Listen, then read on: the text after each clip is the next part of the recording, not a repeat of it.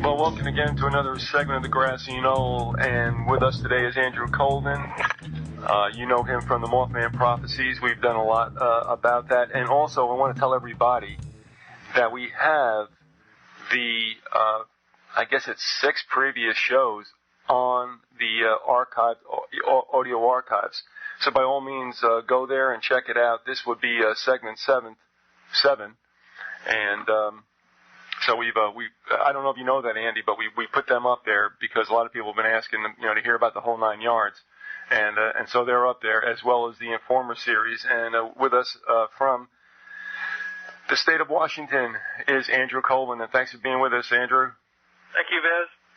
Now, it's been a while since we did our last record. Of course, everybody heard the last segment we did, and that would be just this last Friday.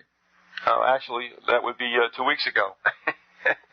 Understanding when we're going to play this, which would be May 19th. But you indicated to me that some things have gone on. You've heard some things, and I know you have a blog, and I guess a lot of stuff goes on there. I stay away from them all, I have to tell you. So, for starters, why don't you catch me up on what's taken place in the time that we've done the shows and in the time that we've done the last one, at least the last one aired? The last one that aired was the 5th one. Was it the 5th? I can't count. That's not a problem. I do this all the time. That was my favorite, I think. But the 5th and 6th are the best, and the 5th one you just broadcast last Friday, and that's the one that talks about the Fright Wig, who Fright Wig was, and in my mind, that's an important development, just for that knowledge to be out there. And there's kind of been a very odd silence, and that's typically what happens after at least after I've put out some new piece of information. There's typically like nothing said for a few days, and then there's always usually every time there's some odd thing, somebody does something to try to throw you off, and it's almost a pattern. It's very similar, I think, to what Keel experienced back then. Still going on. All right, now you've been very general, and of course we're just starting out, so you might be working to where you're going. What do you mean by they and they throwing you off? Well, this is mostly, and I agree with you about the blogs. I actually have not written much lately. I've taken off probably about a month where I just haven't, written any of the lists or anything.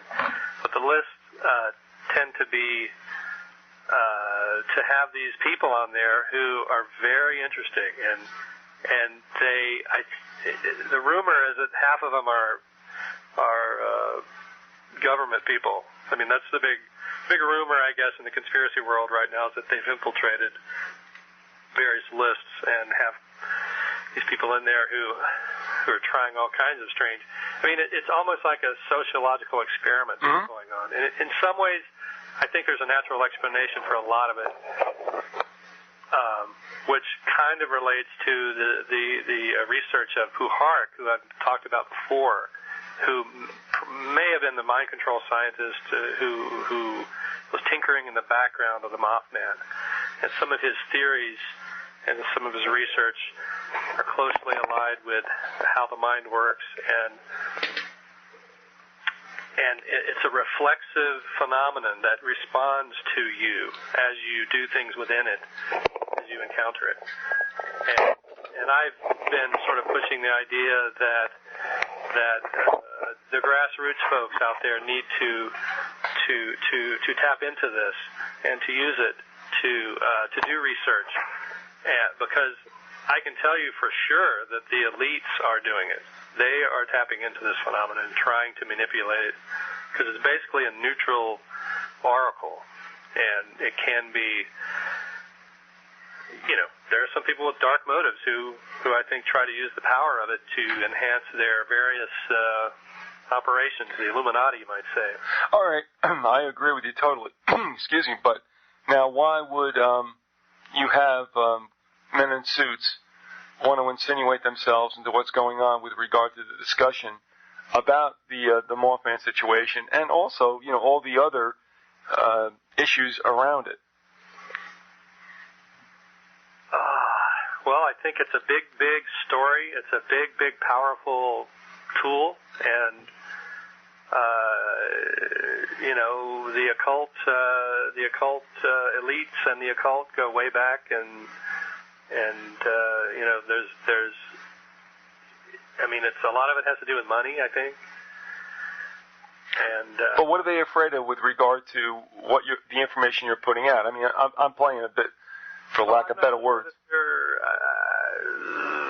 Part of it is just the way we've become, I think, in the last 50 years as a society. We have a lot of resistance to the truth, and it's because of the programming going out on the mass media, and it's you just have, I think a lot of it again is a natural explanation of, you get a group of people together, and I've done some research on small groups. You get enough people together, I forget the number, but suddenly you have archetypal roles popping up in how people behave. It's all subconscious almost. When you say archetypal, you'll find in any group somebody will be like a alpha, somebody will be a beta, you'll have somebody being this and that, like a jury. Exactly. Okay. And you find this, and you find that the minute you go into something that's really kind of less out there, more probable, are some of these classic scams and classic crimes that when they happen to hurt children, it seems like this phenomenon kicks in. It just has a real it has a moral code to it somehow. And for instance, I think I mentioned before that at the site of these sightings on our neighborhood street, there had been a school there that had burned down. I still don't have firm, info on if kids died in it or not, but Puharich, in his research, I just read one of his books, and I've got 3 or 4 of them, and they're very scientific, but he has one called Beyond Telepathy that I want to talk about a bit here. Okay. At some point in the thing here, I want to talk. There's several points in it that are interesting, and one of them is this idea. He studied shamans, and there's some evidence that burning flesh fuels spirit activity. Amongst those who are alive.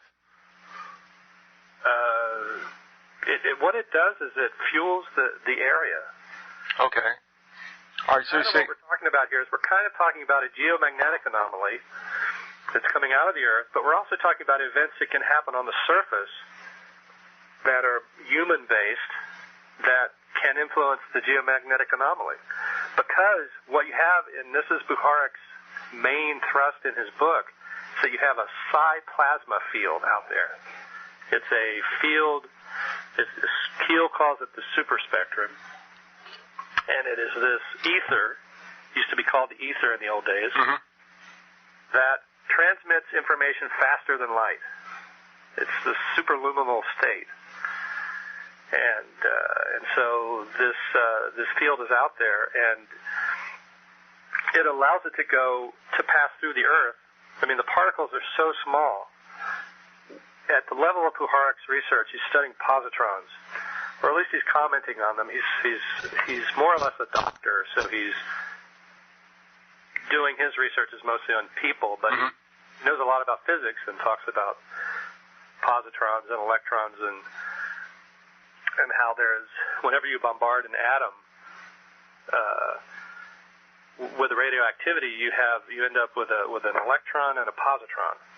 And the positron, for a split second, will fade out of this dimension and into the anti-dimension, if you will. And then it fixes itself really quickly. But these positrons are so small that they can, if you dropped one, if you're able to just drop one from your hand, it would pass through the Earth and out the other side.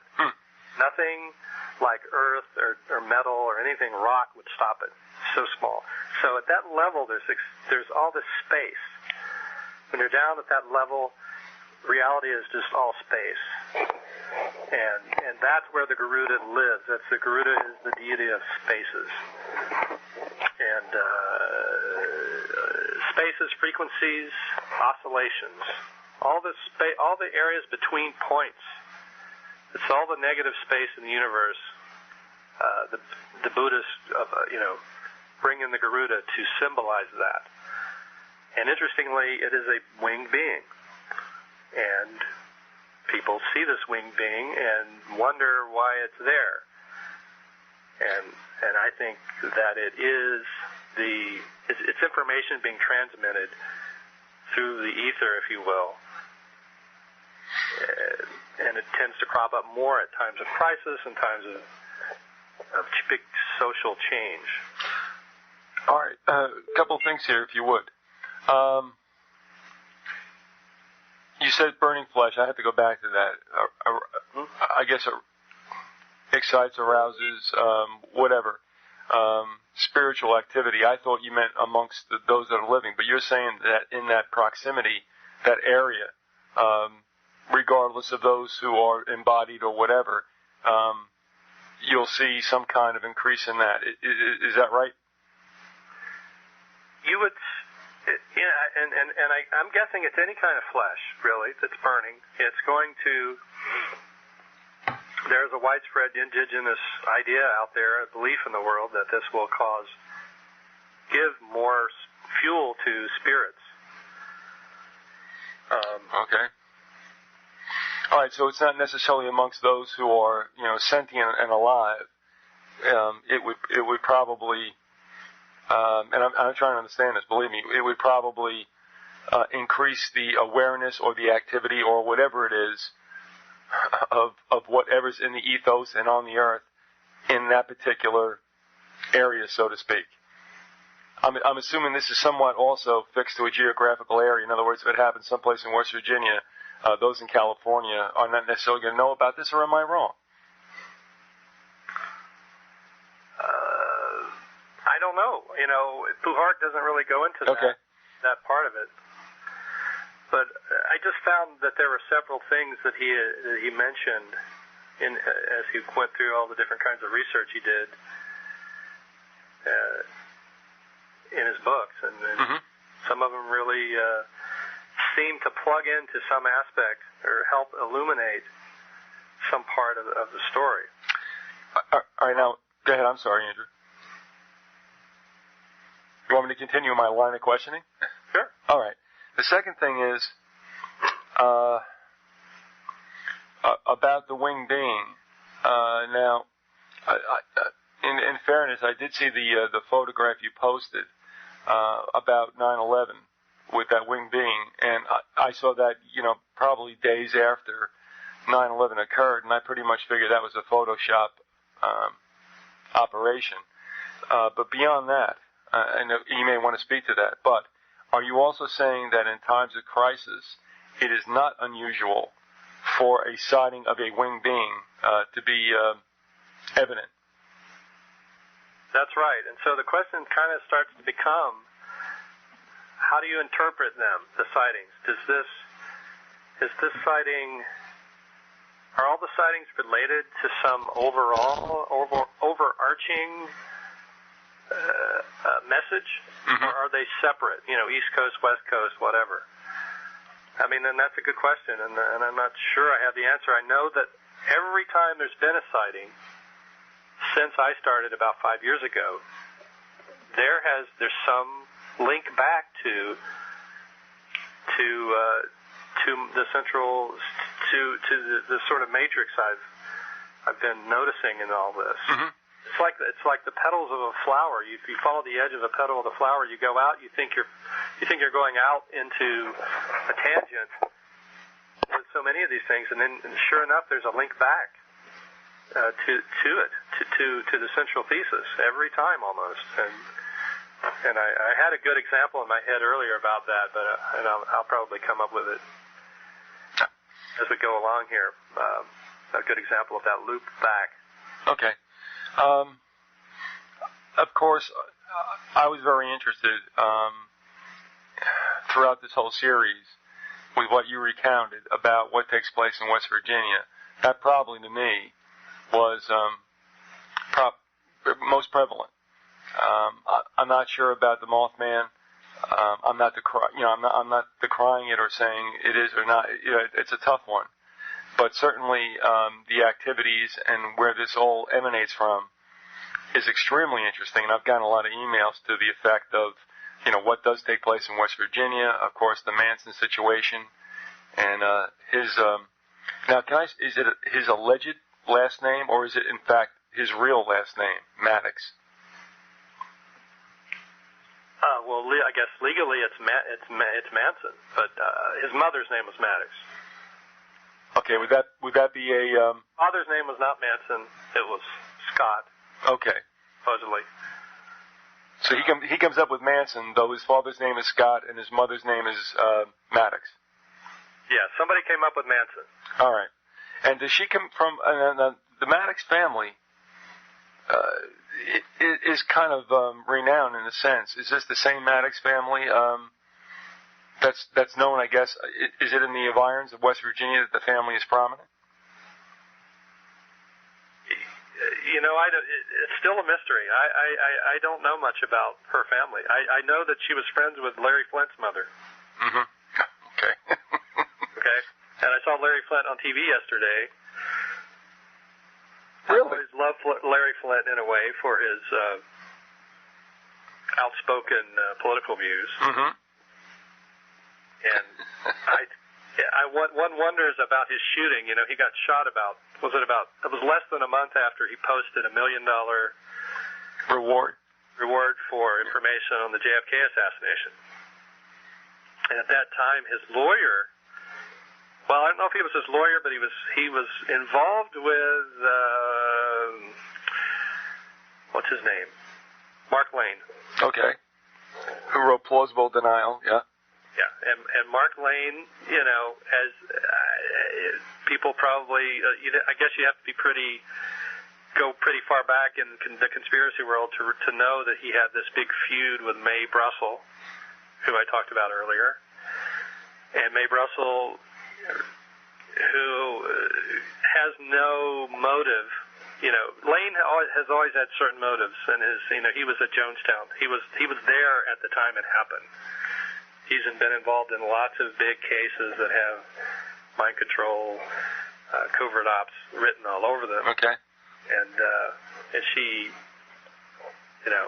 was suspicious of that and of his motives. And he always seems to insert himself in these high-profile cases.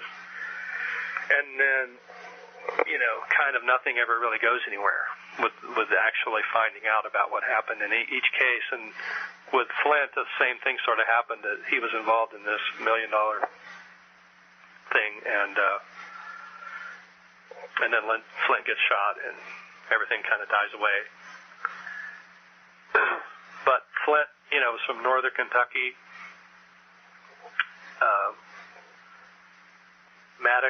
Miss Maddox was from northern Kentucky and also from Charleston and that area. She was back and forth. Mm-hmm.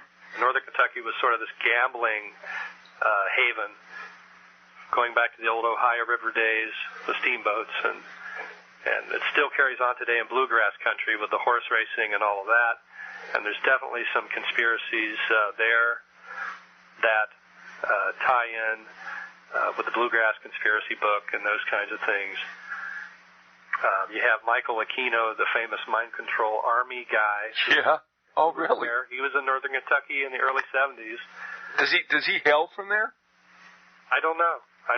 Who knows? I mean, there's so many areas to explore here for people, anybody that's interested. Just grab one and look at it. We dealt with Michael Aquino, I guess over a year ago when we were doing the series with the Collins brothers, and also for anybody who wants to go out there and see what he's done. I mean, this is a serious individual and one who makes no bones about being rather dedicated to Satan. Are you in agreement with that? Yeah. By the way, LaVey was photographed with John Kerry. I just saw it. Oh, no. Really? Kerry's related to his cousin, Ruth Payne, was Oswald's landlord lady. Oh, hold on. Yeah. Andrew, first of all, I love this. Well, the thing is, it's like Kevin Bacon, all roads lead to him. Secondly, whenever we think we're going to do an interview, with any kind of, central point, you can't help but get into all these, tributaries and everything that goes out. And so that's okay with me. I don't mind. I mean, you and I could probably, if you don't mind, probably do segments for the rest of our lives and never cover this territory. But now it gets even better. Lay this on me with Kerry and Oswald's landlord one more time.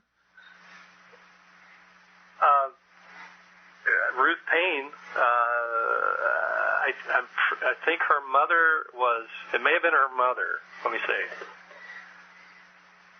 Yeah, I don't know what I said before, but I think that it's either Ruth Payne or her mother, or is John Kerry's first cousin. And Ruth Payne was the landlord? Arthur Young's daughter, the inventor of the helicopter. Oh, no. And then you link over to Bell Helicopter in Dallas. Okay. Which had a lot of researchers think was one of the central planning locations for the assassination. Okay. Using Payne's husband, Michael. And you had Walter Dornberger, who was a Nazi who ran one of the big camps. He was the head of Bell. He came over after the war and was one of these paperclip scientists that was hired on. This is good old Woody, right? So many in Ohio, but in Texas as well. There's kind of a link between Ohio and Texas in various ways. One of which I found, and I don't know if I mentioned this before, but there was you have the Bhopal gas in Charleston being made by Union Carbide, and you have the Bhopal gas being made in Texas. Those are only two places, and that was funded by a joint operation between Union Carbide and Standard Oil of Indiana. And by the way, Neil Bush worked for Standard Oil of Indiana.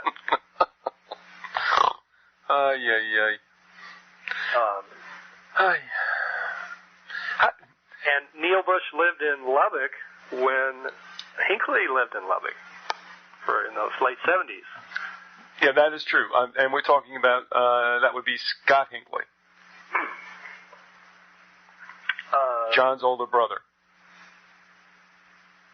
Well, I thought John lived there in Lubbock. Well, he might have both. All right, let me just say that the information I encountered was that back when, are we looking at the 70s per chance? Yeah, late 70s. Okay, that's what I thought too. That Scott in particular was in some kind of proximity to Neil Bush, and it might have been even Shrub too. I'm not sure, but certainly Neil. I mean, the point is this: we are agreed on the fact that the Hinckley family, of whose son John was a shooter in the Reagan situation, were very tight to the Bush clan. Correct? Right. All right. And this, one of the things that happened while we were away, you and I, was this anniversary of the Reagan shooting. Wasn't it the 25th? It was in March of 80. Is that right? March 80 or 81? I thought it was 81. I think this was the 25th anniversary, and there wasn't much coverage, was there? No, there wasn't, of course. I didn't see anything at all. And you're right, it would be 81 because obviously with the way the presidents are inaugurated in the odd year, though they may be, obviously elected in the even year, November of 80. Yeah, March 81, Reagan gets popped, Hinckley's the shooter. Right, so Bush is scheduled to appear at the Washington Hilton on that day, and then suddenly his advisors, his handlers, realized that was the anniversary of Reagan being shot there, and that, of course, would bring up some unpleasant correlation. So he suddenly decides to go to Cancun instead, where he meets with Vincente Fox, who he vacations with apparently for a week solid every year. Their families are very close. Well, yeah. Well, we're all brothers now. And Fox, of course, has worked tirelessly to make sure that we have as many illegal immigrants coming over as possible. And I guess there's some drug allegations. Oh, believe me. Yeah, I mean, that government is as famously corrupt as our own. And, believe me, they have been very facilitous for drug runners. As I know from Westies, Irish wise guys in New York, and I've stated this on shows before, about making sure that drugs got into the United States, and with also the help of the military during the days when they were funding Iran-Contra-Gate. So, no doubt. Another thing that happened was 2 weeks after that, you had the Pope getting stabbed that same year, 81. And was he stabbed or was he shot? Well, was he stabbed or shot? He was shot by some, that guy just got out, by the way. That guy, Acha, however you say his name. Yeah, no. Who became a media poster boy there for a while and then kind of disappeared the day we rearrest him. I haven't followed what happened to it, but he was, Mae Russell said that the shooter had links to Bulgarian secret police and da-da-da-da-da, but she kind of blamed she connected the two events. She thought that the same organization did both shootings, and that it was tied to high-level Catholics like Alexander Haig, and that they were applying pressure to the Vatican. And then, sure enough, there was a big shift in the Vatican investments after that to American companies, some of which were like Trojan condoms and things that weren't even supposed to be, Catholic. Yeah, in their support, investments. They did anyway. So there was, like this worldwide kind of crime network that kind of ties into the church and the oil companies and CIA and so forth, that they were behind, scaring the living daylights out of both Reagan and the Pope. Well, on this show, and because it's obviously a vestige of what I believe, I will tell you that nobody shakes the Pope, and nobody shakes the Vatican. I mean, the popes come, the popes go. The Vatican, the Jesuits are always there. That is an interesting scenario about John Paul getting popped, because we've always wondered about what that might have been. And if it was done by a Bulgarian, the Eastern Orthodox Church, I think, has always been on the outs more or less with the Vatican. I got to bring that up with John Eric Phelps. Exactly, and they're involved with the wandering bishops. Oh yeah, boy! I tell you what, I got to have Lavenda on, because when I hear him talk about the wandering bishops, I'm saying to myself, man, are you talking about the Jesuits? Honestly, I mean, New York City, the whole thing. Yeah, good point. The Jesuits. Huh? Were you finished? Who are the Jesuits? The Jesuits. I wanted to throw this out before I forgot it, because it's fading out of my brain as I... All right, go ahead. The Jesuits. November 11th, 1966 was the day the Mothman was first sighted. That's the same exact day that the Pope called out the Jesuits. I just found this in one of Emmanuel Josephson's books. He was, I think his name was thrown out on your show by one of your other guests. Would it have been Lavenda? No. Okay. He was talking about, it was a Christian fellow. I think he was talking about Rockefellers quite a bit. Okay. How the Rockefellers had started World War I, World War II, funded the Bolsheviks, everything else in between. And I think that was where he mentioned Josephson. So I didn't get all of them, but I got about 4 Josephson books. A Jewish doctor from New York, who I guess his ancestor had fought. He talked a lot about how there were certain Jewish investors or just regular people who had sold everything for the revolution. Mm-hmm. It was 1776. Given all their money to the revolution, and so he sort of had this patriotic zeal about it, and he really disliked Rockefeller and wrote these muckraking books, which have all kinds of interesting things in them.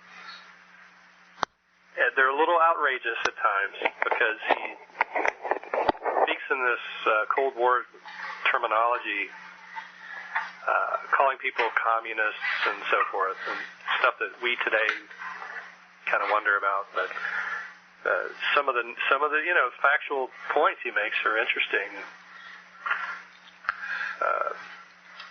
Like Rockefeller was behind the Museum of Modern Art.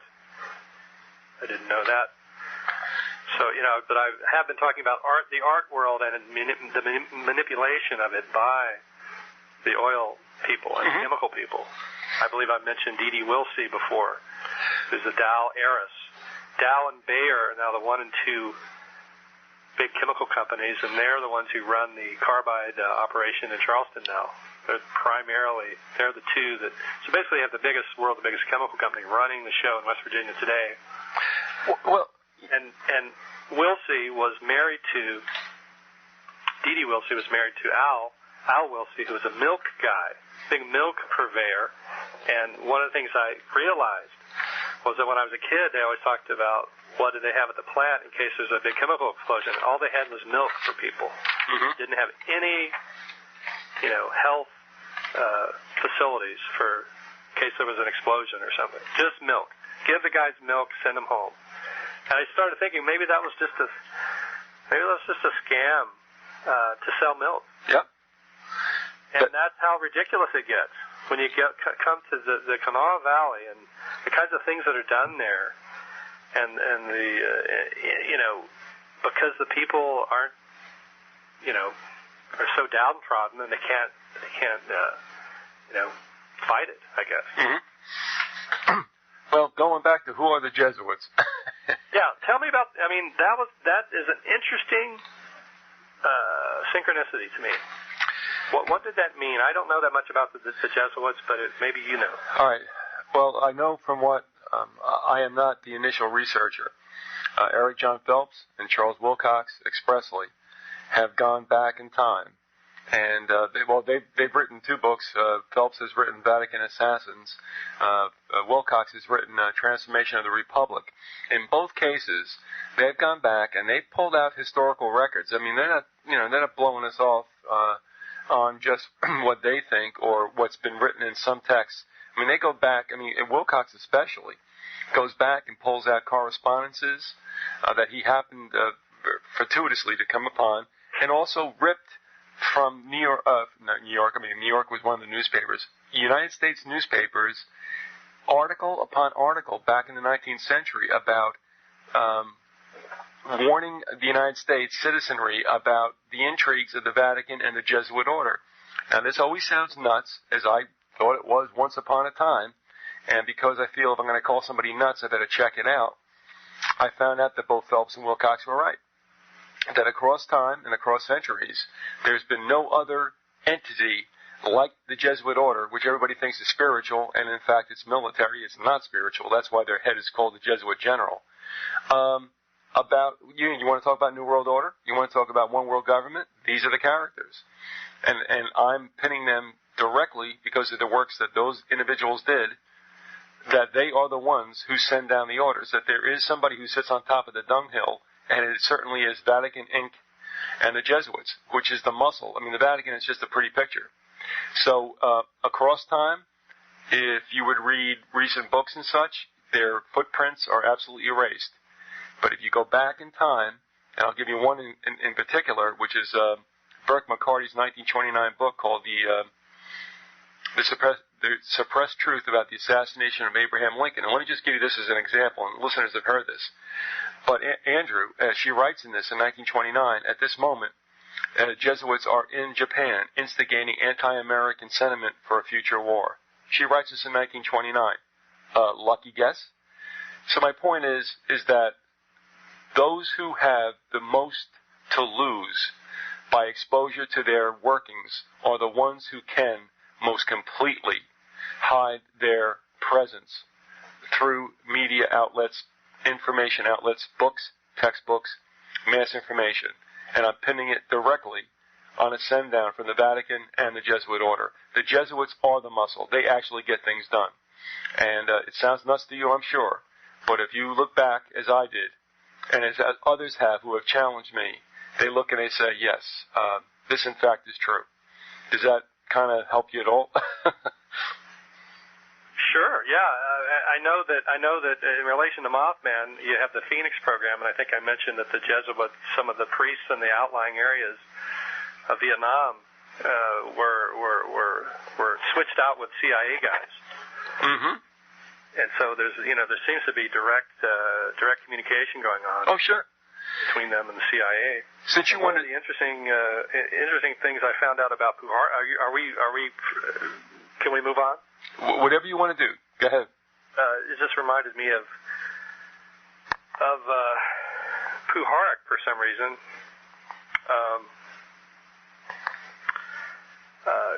Really kind of doesn't have anything to do with Catholicism, I guess. But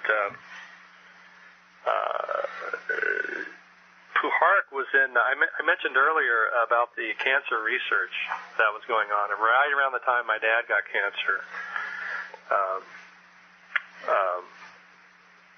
I guess it ties in with the Catholics in that some of the person I'm going to talk about here is linked to them. Is that Puhark was working with Uri Geller, and I just got this book. I got his book on Geller called Uri, and he leaves Israel where Uri was, and he was traveling around with Uri, and all these crazy things were happening. They were seeing UFOs every day, and they would record tapes on which this voice would appear on the tape and tell them things, and this voice was called Spectra. It's very similar to the things I was mentioning earlier that Philip K. Dick had experiences with, Valis, and John Lilly with Echo. This disembodied UFO consciousness that's circling the Earth in a spacecraft. And so Puhark was caught up in all this. And I tend to think he was telling the truth in a way. I mean, it's hard to know because he did have a lot of CIA contracts that he was working on. All this research became classified the minute he did it. So the fact that we have a couple of books where he talks about his research is really kind of nice, and one would guess that was purely an accident of the 70s, and how open things were that his books, did get out. His research got out. Otherwise, today it would certainly all be classified. You wouldn't know a thing about what these scientists are finding out about the paranormal. But we're talking about a scientist with NASA, CIA connections following around a UFO contactee and doing, really close examination of it, trying to find out what's going on. And in the middle of all this, he leaves and goes back to, guess where? Maryland. Germantown, Maryland, right where, I was saying earlier that the cancer, this cancer kind of biowarfare was being planned. Is that around Fort Detrick? Right. I mean, I don't know. I haven't checked to see where Germantown is, but the date is enough for me. I mean, it certainly is caught my attention. Let's say that. And who does he meet with? Werner von Braun, who I talked about in the beginning, was head of NASA security with an office in Columbus, and has been in the conspiracy world linked to NASA security, has been linked to the JFK assassination. Also, Puhark met with Edgar Mitchell, the famous UFO astronaut, if you will. Mm-hmm. He's had all the different conferences. You'll find him at conferences with Stephen Greer and John Mack before he died. I actually went to a couple of these. Pushing the ET thesis. And von Braun was CEO of Fairchild at the time. Fairchild was the big chip maker, which later became, that was basically where the computer chip was invented. And the founder, or the guy that really took the company to great heights, recently died. I think he died last year. Forget his name. But Fairchild was this company that could make these chips, and that Puhar could use the chips. I think they actually were using one of his barns, or he was sharing space with them at one time in Pennsylvania, or Maine. May have been Maine. Kind of near where Wilhelm Reich was working. And so you see, and Fairchild had links with LTV, which is another Dallas-based company. Hold on, we're talking about LTV. Well, I'll tell you what. My wife worked for LTV. Are we talking about what eventually became the steel people? LTV with James Ling. Yeah, Ling had what? He had the. All right, hold on. Ling had what? The harbor things. He had the tugs and stuff like that. Is that right? He had all kinds of things going on. But he started out the minute I read his bio, I knew he was CIA because he was in the Navy. He was one of these guys that was quote unquote recovering things from German subs. Yeah, great. Yeah. So they were trying to find the coding. You know, he was one of these guys that was looking for the code box. All right. What LTD did is through the 80s when things got weird with steel and stuff like that. Republic, I think that was the Republic, got bought out. There were mergers and such, and my wife, who worked in that industry, wound up working for LTD. So that's the same LTD without a doubt. So and it was Ling. There's no two ways about it. So he's in the mix as well, eh? Yes. And the minute I saw his bio, I'd never heard of the guy, but when he died, they had a thing in the New York Times about him, and you could just tell by the wording of the article that he was CIA because they were dancing around, you know, his bio, trying to explain how things happened the way they did. You know, so he's in the Navy. He gets out. He's obviously doing spy work, and he's supposedly selling stuff out of his garage. And within a year, he's got this burgeoning electronics company that goes on to change, quote, the way corporations organize. So this is a guy who had, his influence on the corporate world was immense. And really what it amounted to was that he came up with all the new accounting scams that they're using today. Enron. And Ling was the guy that came up with these. And it's all Dallas. Mm-hmm. Dallas. Just time and again, there's so much, defense stuff going on there. Basically, the mob from Chicago moved down there when they were run out of Chicago. That's the story, at least. That's right. I'm going to say that's the story. I won't belabor this, but now it's come back to me. My wife worked for Jones and Lockwell. They merged with Republic, and together they were owned by LTV. That's how that happened. And they were most assuredly out of Texas, as you stated. And I only knew them to be involved with tugs and harbor stuff.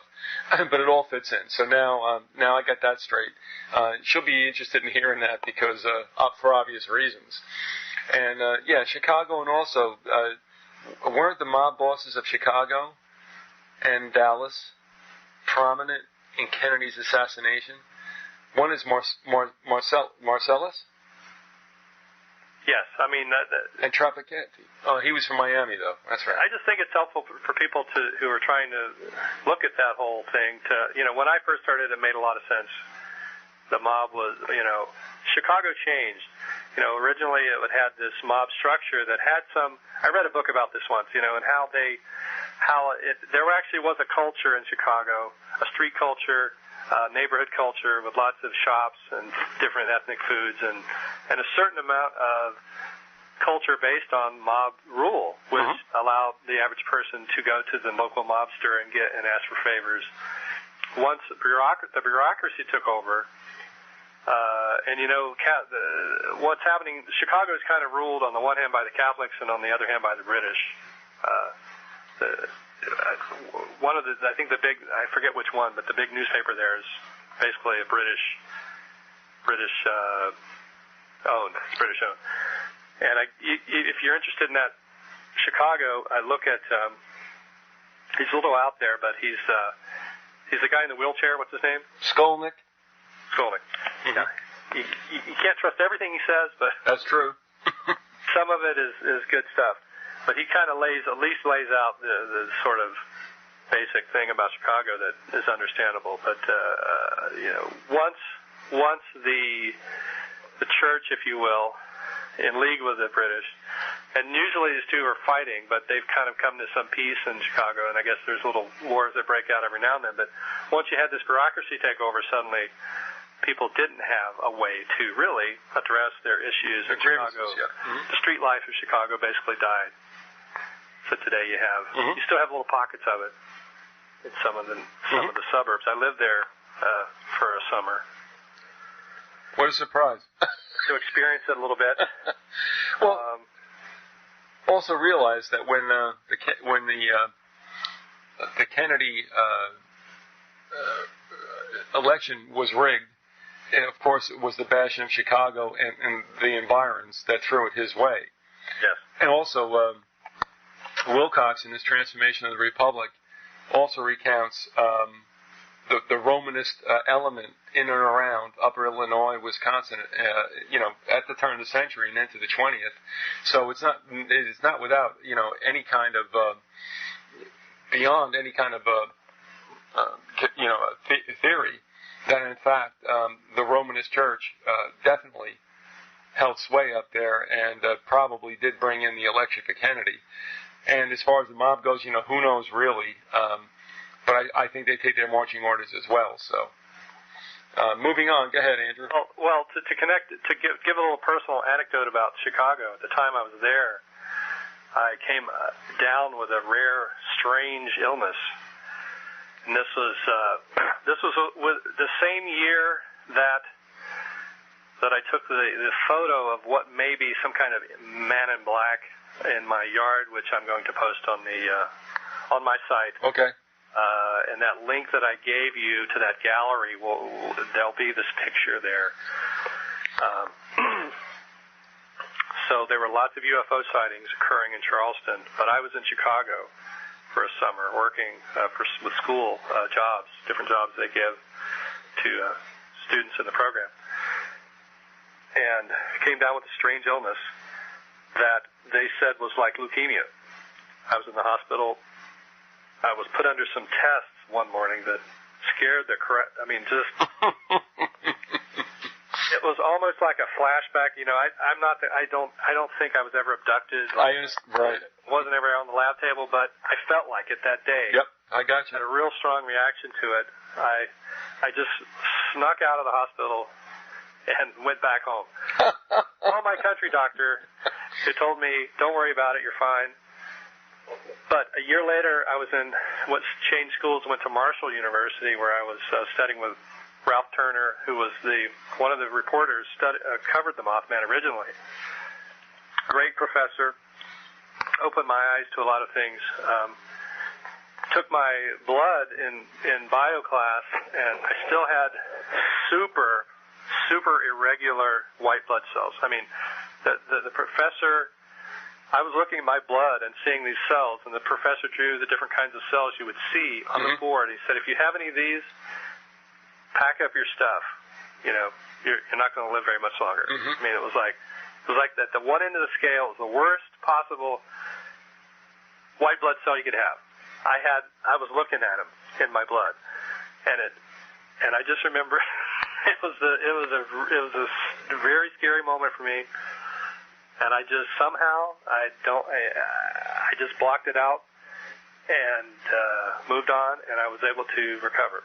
And it turns out that kind of a weird blood problem is very common in UFO contactees. All right. But yet I don't have any specific knowledge other than this thing that I took a photo of out of the window. There was a crop circle. And this was before crop circles were known. I didn't know what it was. I just knew that it looked very unusual, and I was taking time exposures of it. It was very dark out. So in one of the negatives, there's this person who shouldn't have been there. And I'm wondering if maybe I got exposed to, because you can almost see the energy in the photograph. You can see a ring of energy, like a whirlpool. And Puharich talks about this in his research, that the forms that psi plasma takes are these circles. And he's actually got a diagram of how he thinks psi plasma operates, because its basic importance is that it moves electrons. Because otherwise, there would be no manifestation. If there wasn't movement in the psi plasma causing electrons to spin, you wouldn't have anything happening. You'd just have, like, I don't know, purgatory, I guess. But these circles, that's what I took a photo of. And by the way, it's very similar to and I have these on that link. It's very similar to a drawing of Ezekiel's wheel from 1,000 years ago. Puharich's drawing looks just like a part of the drawing of Ezekiel's wheel, and this wheel had a winged being with 4 animal faces standing on it. Yeah. And in my estimation, it's very similar to the Thunderbird. The idea of the Thunderbird, not being able to see the Thunderbird in its totality at any given moment. It's impossible for a human to see the Thunderbird in its totality. And that's kind of what led to doing the photo show for me, is trying to show it in its totality using all these different images. But anyway, I was in this hospital, got this weird blood disease in Chicago. My girlfriend at the time was living in northern Kentucky, and I was staying at her house at this time. And I was sleeping in the basement. I woke up out of a deep sleep, realized something was wrong, went to the window, sliding glass basement door with access to the outside. There were 2 guys coming in with masks on. They had broken the light outside and were coming in to do harm to somebody. And somehow I had woken up and known this way before they'd gotten there. And I did what I could and turned on all the lights, and the guys ran off. And then my girlfriend told me that she had done a couple of years earlier, they'd done a seance in that room that I was in, and that they had all had a vision of, trying to remember what the vision was. It was some kind of angelic being. So they had all these girls had seen this thing, and some of them had had effects like their necklaces had been burned off. I mean, these are real serious, heat effects things. So I don't, I'm not sure what the connection was. Maybe that's where I got the exposure. I don't know. But you said that the activity you had in your white blood count was not unusual with those who had claimed to be abductees. Is that correct? Right. That's straight from Keel. Yeah, I got it. Okay. All I'm saying is that, whether they were abducted or not, I'm thinking, as you say this, of course, this is the first time I've heard it, that what might all of you have been obviously exposed to, other than the abductee situation. In other words, there's something going on here. You know what I mean, Andrew? I mean, I'm not making fun of this by any way, shape, or form. Something's going on. And, in just talking to you, which I love, because, I mean, what you've been through and what you've researched, goes in a million different directions and very deep down every route. And I think it's got to be talked about. And I'm trying to make sense, not necessarily make sense of it, but after this show is done, I got to think about this also, because what in the world is going on? Because I do definitely give you complete credibility, and you've seen things, and you've been in touch with people. What are we dealing with here? Is this the elephant in the dark bedroom? You know what I mean? I'll take that as a yes. It's the psi plasma, I think. It's very isolated, and yet it's very generalized at the same time. Well, okay, so we can say that part of it, we'll never get this thing done. We'll do, as long as you're willing, we'll do like 55 parts to this show. but I think we've gotten through about a tenth of what I wrote for, so we probably can get 10 million shows segments out. Well, all right. Zillion, okay. yeah. But there's two things. I mean, we're dealing with not flesh and blood, as it would say in Scripture, but principalities of darkness. I mean, those who rule the air. But we're also dealing with those who are involved with it on, I would say, a governmental or a bureaucratic level. I mean, you know what I'm saying? I mean, we're dealing with the supernatural, and let's face it, supernatural is not theory. It's real. So we're dealing with that, but we're also dealing with the extensions of those who may be empowered or otherwise, walking the earth. Are you okay with that, statement? Yeah. The interesting thing about Puharich is that he's really looking at how this stuff operates scientifically, and the telepathy and the supernatural, at least in the terms of telepathy, is proven in a lab. I mean, it's absolutely proven. It's been proven time and time again. Sure. Puharich had cages where he would place famous psychics and had test their abilities to project information in and out. And that's, I think, where the legend comes from in Montauk, that they had this chair that you could sit in, and that it could amplify telepathy and end up sending signals into the cytoplasma that can be picked up by others, and that may account for the various messages that I've gotten from my father through Harriet. Harriet's always getting messages about all kinds of people all the time. Mm-hmm. She thinks there's an earthquake coming, and there's been a lot of talk on the Mothman list. By the way, I want to talk about a different Mothman list. I need people to have a change of a little errata to work on. All right, let's do this. I mean, you always bring up good stuff at the end of the show. Yeah. That's okay. It's great. It's a great teaser for another time. But we're running out of it. So why don't we do this? I've been remiss in talking about the website and the documentary. So if you would, for the rest of the time, Andrew, and we'll pick this up again, why don't you tell us about the website, also about the documentary, and the other information that you want people to know about as we continue. Okay. In terms of Mothman lists, I mentioned a list before that is no longer in existence. They've changed names and they've gone away from the Mothman a little bit. And so I've started a new list called Mothman Live. Okay. There's only a few members right now, but I'm hoping people can sign on. Just put a Grassy Knoll under the reason why you want to join. Okay. And you'll be in. All right. Good. We had as I mentioned to you before we went on, there was a delay in the book, the photo book. Our designer, this is a nice little touch. The designer kind of dropped the ball for about 2 or 3 months, and nothing happened. So we've got a new designer, but the old designer worked for McCann Erickson in New York prior to coming to Seattle.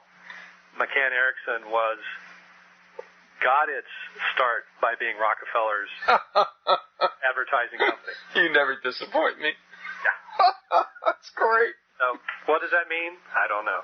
Right. But it's interesting. And but the book is back on, and we've got the Mothman DVD is being transcribed. We've got it almost done. I've got a student from UCLA who's a photo grad student who's transcribing it, and almost done. So that's looking up, and I'm excited. All right. Andrew Colvin, we're going to have to get out of here. But I'll tell you what, we got to talk again. I'll bug you to the day you die. We got to talk again. And right. And thanks for being with us. Also, I know you have constraints, and that's fine. But thanks for coming. There's a Sasquatch song on there. What? Oh, well, you'll have to check that out. Oh, you want me to play the Sasquatch song sometime? Sure. Okay. Andrew Colvin. The website is andycolvin.com. We're talking about the Mothman Prophecies. He is the documentary filmmaker who has put out The Mothman's Photographer. And there's so much more. So much more. And Andrew, thanks so much for coming on, and we're going to have to hook up, and we'll do this again, okay? Thank you very much. Thank you very much. Good night. Bye. Remote viewing. Remote viewing. Remote viewing. Remote viewing. Remote viewing. Remote viewing. Remote viewing. Remote viewing.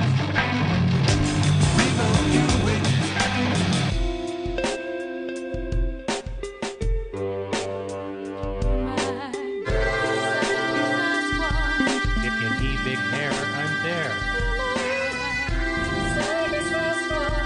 If you need big hair, I'm there. If you need big hair, I'm there.